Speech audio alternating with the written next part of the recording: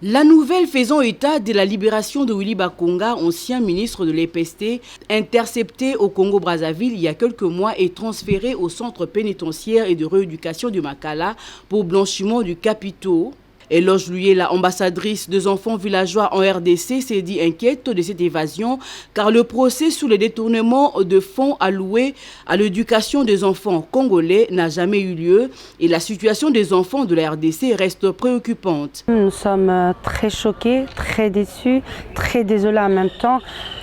À l'heure où je vous parle, normalement, dans un pays bien organisé, le ministre de la Justice devait démissionner.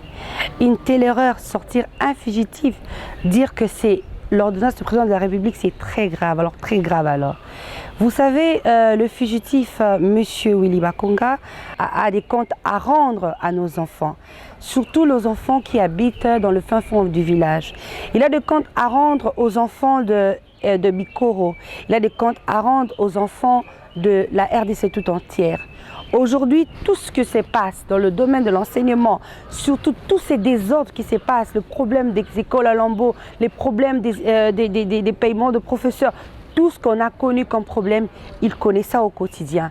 Il a des comptes à nous rendre, il a des explications à nous donner sur les 19 écoles fictives qu'il a créées, sur les 64 milliards 62 milliards qui paraît qu'il a détournés. Nous avons besoin d'avoir des explications.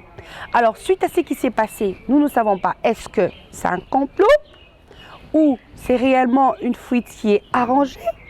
Voilà, nous, si tel est le cas, nous avons besoin des explications parce qu'on ne peut pas cautionner ça dans un pays qui est en état de droit comme la nôtre, où il y a des services comme DGEM, comme ANER, que nous puissions laisser passer une autorité comme lui partir comme ça de la sorte. En tout cas, nous ne pouvons pas cautionner.